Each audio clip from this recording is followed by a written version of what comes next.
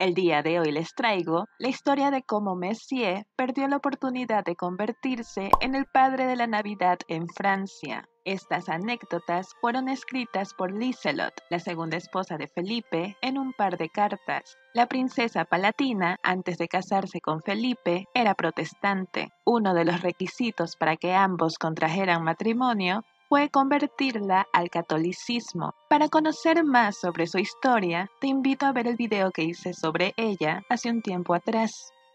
Y bien, un día Liselot le mencionó a su hija sobre un juego navideño que solía llevarse a cabo en Nochebuena en su natal Alemania. El juego en cuestión era llamado Christkind, nombre que deriva del portador de obsequios del pueblo protestante que llevaba el mismo nombre.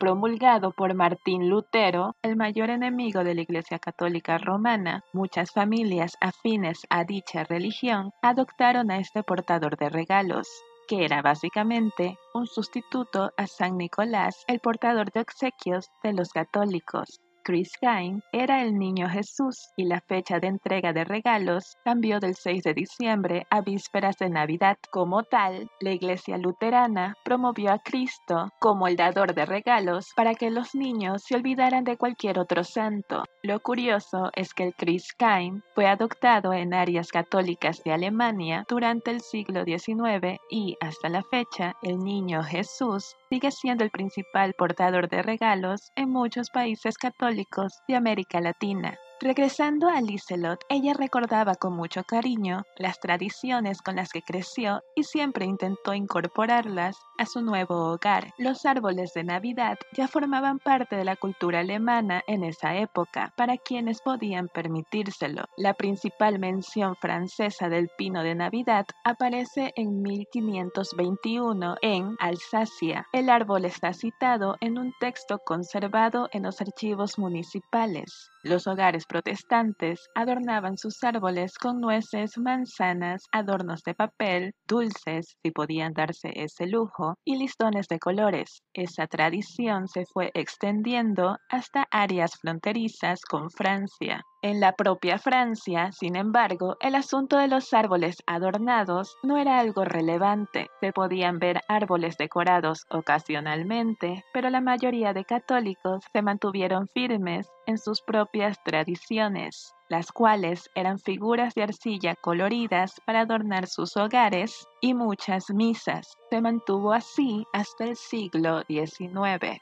María Leszczyńska, la esposa polaca de Luis XV, trató de llevar la tradición a Versalles con poco éxito.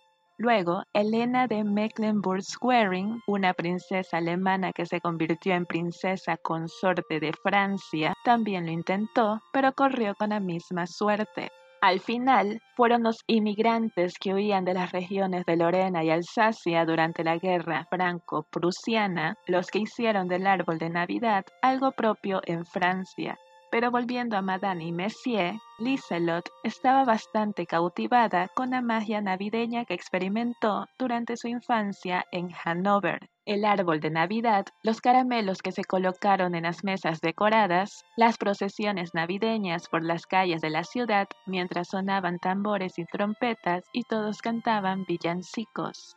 En la carta a su hija, ella describe el juego que se llevaba a cabo durante la Navidad en Hannover. Madame comenta que las mesas estaban decoradas como altares y en cada una se colocaron regalos para cada niño, caramelos, muñecos, ropa nueva, lazos, lo que el niño deseara. Esas mesas también presentaban pequeños árboles decorados y velas. Madame comenta que el juego trataba de reunir a todos los niños en un salón. Allí ellos verían una pequeña presentación teatral que incluía al diablo, los ángeles, al niño Cristo y los apóstoles.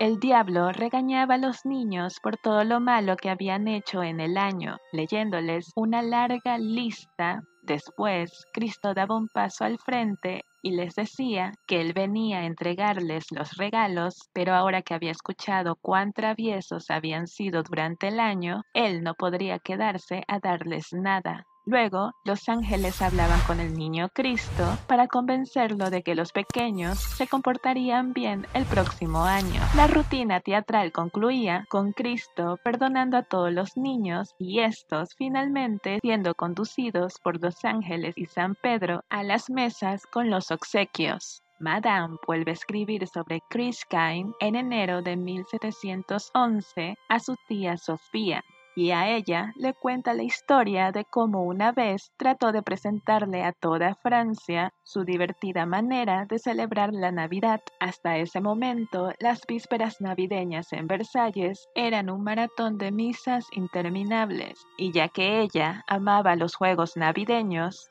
y todo lo que conllevaba el festejo de esta fecha, y consideraba que sus hijos disfrutarían tanto como ella de toda esa diversión, acudió a su marido con toda la ilusión del mundo, y ella describe lo siguiente sobre esa plática. Aquí nadie sabe nada al respecto. Traté de proponerlo, pero Messier solo dijo: solo quieres proponer tus modas alemanas para gastar más dinero. Beso tus manos.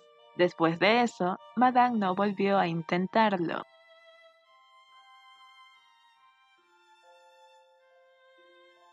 Si Messier hubiera permitido que su esposa llevara esta tradición a la corte, lo más probable es que otros la hubieran adoptado y, por lo tanto, se hubiera extendido mucho antes del siglo XIX en Francia.